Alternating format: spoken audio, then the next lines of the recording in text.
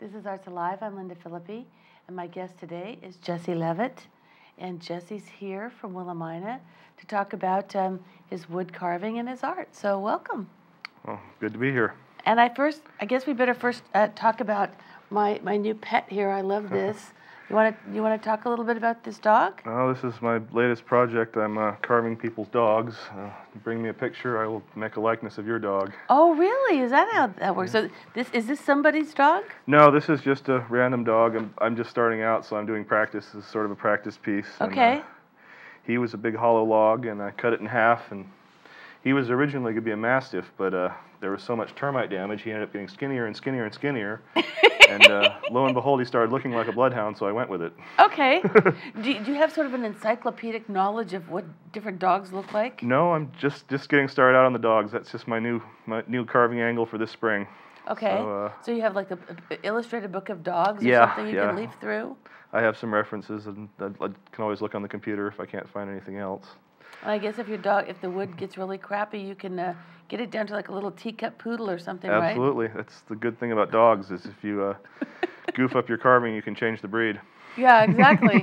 So how did you get into carving? Tell me about that. It started out when I was a kid watching public television, some of the programs with the guy carving on there, and it inspired me. I went out in the garage and gave it a shot. Really? Yeah. Really? Yep. And did you initially begin with a chainsaw? No, just whittling with a pocket knife, little stuff, and sort of didn't do much with it. Took a few classes in college, and did a piece here and there, and then a couple of years ago, I got tired of doing construction and decided I'd get serious with it. Is that how it really came about? Yeah, I decided to get serious with it, and I started doing some stone carvings, and did that for a few years. And well, nowadays I'm just using the stone as an element in the wood carving more than anything else, because it's hard to come by and pricey. And here in Oregon, wood's about the best material you could go with, because it's available, it's everywhere, and it makes for a pretty end result. So I see what we're looking at now is kind of some film or some footage of you doing, I'm assuming, like a Native American fisherman? Well, he's inspired by that. He's sort of inspired by a Inuit person, but he's not necessarily. He could be I don't know, ancient European person from the north, or basically what I'm getting at is he's from my mind. He's not necessarily inspired by any particular tradition. So his tool, is that something that's sort of authentic? Yes, the one part of this guy that is authentic is the tool, the addle and the spear, and the harpoon is in multiple sections. I mean, it would actually come apart into more sections in real life. Just the tip would come off and stay with the animal that was harpooned. I guess I never knew about this part. I guess maybe I thought they always just sort of had the spear and just threw it. Yeah, it gives you extra leverage, so it interesting. goes a lot farther and with more force, and it just makes for a dramatic, artistic presentation with absolutely. Big arc spear coming back, Mm-hmm. And I'm sure, obviously every piece is going to be different because it depends on the character of the wood that you're using. Mm-hmm. Like I noticed on this piece, you've got this nice, interesting piece over here. Yeah, it shows this knot hole. It gives it some character. And this is a second growth redwood. What I really like about this is it's right on the edge of the sapwood and the heartwood, so you get both colors for contrast. It kind of gives it some interest. And I usually try to get the grain pointed in some sort of interesting direction on these smaller pieces, so it sort of adds to the presentation. On the previous one of these that I already sold, the grain was going crosswise. It really sort of accentuated the throwing of the spear. Yeah, the movement, the gesture. Is most of the wood that you use found wood? Yeah, I get stuff that would be going to the paper mills normally, like the butts and ends and stuff with too many knots and cracks. And then I get stuff out of people's yards when they have trees cut down, or any wood I can get a hold of, basically. Is there a wood that you actually prefer working with? I'd like to work with redwood and cedar, but 90% of my work ends up being Douglas fir, because here in Oregon, it's just what's available. That's what you've got. But, so it is that, isn't that kind of softer wood as opposed to like maple or something? I really don't have a clue what I'm saying. Absolutely, yeah. Okay. The harder woods, I try to avoid maple and oak, because I'd be sharpening my saw all day, and it'd just be too much work. So. Now, I noticed that when you were there's some of your work you're using like a big chainsaw, but not on something like this. What are you using? I started this with a chainsaw, just blocking it out, and then maybe 2 cuts. But then I switch to an angle grinder with a 36 grit flap wheel for a lot of the detail, and then I get into chisels and Dremels and, you know, what have you. I try not to limit myself to any particular, you know, type of tool. I just use whatever's at hand. I guess that's part of the process, that, you know, just trying to experiment and play around and see what works and what doesn't work so well. And if you've gouged cut somebody's arm off by accident, then it's going to turn into a different kind of a piece, right? Absolutely. It's all a learning process. What's the favorite thing you've ever done? Oh, my favorite thing I'd ever done would probably be the finished version of this little Inuit guy that's down at the Artist Co-op Gallery at the Coast. I've got a couple of them down there. I had a couple. One of them sold, but I had one And left. that's in Lincoln City? Yeah, it's in Lincoln City. Okay. And you said that you also do a market there every Sunday? I do a farmer's market in Lincoln City also in front of the Cultural Center. And then the main place where I show is the McMinnville Public Market here in town. I'm there almost every Saturday, and that's where the largest assortment and variety of my pieces are. And I'll be starting a major piece there fairly soon in the next few weeks. I'm bringing in a 12-foot tall redwood log, and I'll be working on it every week so people can come and see the piece progress. People must be really fascinated. I mean, I can just imagine kids, maybe like the same little kid you were watching the PBS show, that some little kid might be looking at that thinking, wow, that's so cool, I can do that. Absolutely. Or I want to. Yeah. That would be great to inspire another generation. So you've done, I mean, I know people always think about, you know, like with the chainsaw, the big pieces of the standing up bear, and then, you know, what else do you do? I'm willing to carve anything people are willing to bring me.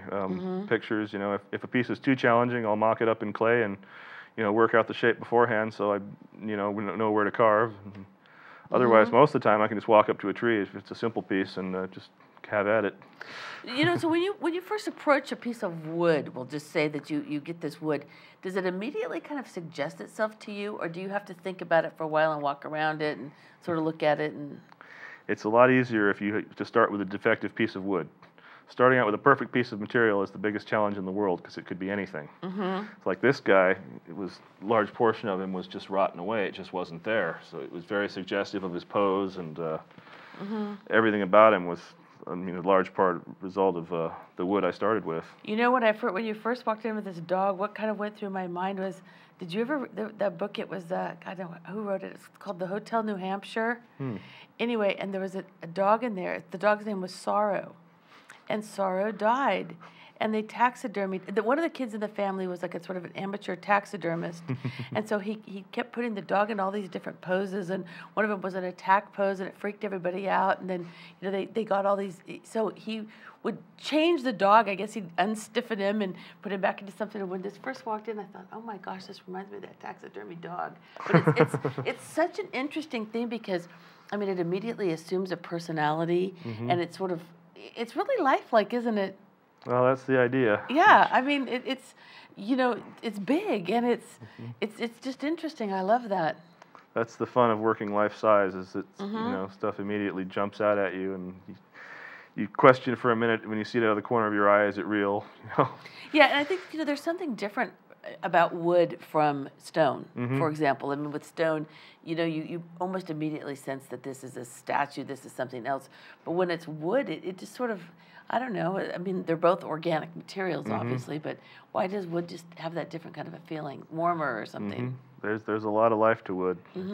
It's a fun material to work, and I owe it a lot of credit for the creative process in some of these pieces. Yeah, and you were saying that you'll go out to people's houses and maybe like remove a stump for them and take the wood? Oh, absolutely. Or a lot of times, you know, people have a tree taken out and they're left with a stump, and it may cost, you know, $400 or $500 to have that stump removed. And for that same money, I could come in and carve it into a piece of art that they'd have, you know, standing in their yard for the next, you know, 20, 30, 40 years, however long it lasts, depending on how well they... Yeah, take care of it. So your pieces then can remain outdoors? Yeah, they can stay outdoors. And I treat them with a deck stain or various products, and I mean, you can treat them every year or so, or every couple of years with, you know, another coat. Have you ever done anything where you carved the animal and it becomes kind of like the post of the deck or something like that, or the deck rail? I haven't yet, but I've been planning on it. I've been wanting to make some trolls or ogres holding up the corner posts of my carving area, but I just haven't gotten to it. I could see that, like on a deck, you know, have different things, or I mean, ogres. That would be kind of cool. Yard gnomes. Yeah, yeah. Full-size yard gnomes. Yeah, absolutely. That'd be scary and weird, but fun. It's right up my alley. It's the sort of, I like to carve fantasy and wildlife and anything like that. You can create one of those, gardens like they have the dinosaur, drive-in dinosaur park or whatever. Yours could be the drive-in creature park made out of wood. Absolutely. I guess you're only really limited by the size of the wood that you begin with. Yep. Because you don't join pieces of wood together. I do occasionally, but not normally. Okay. If I have to, like I did a ram a while ago, and the horns were so long that I just had to do the head and the body out of separate pieces and have and then just put a screw in or something and stick it in there? Yeah, mortise and tenon joint. It just sat on there. Okay. How'd that work out? Pretty good? It was good. Yeah, it worked out pretty good. It looked good. I mean, there's no way I could have gotten the ram out of one log, so his horns were just too massive. Because they're this way and the body's this way, and yeah, that would be like that. A massive. Trees don't grow like that.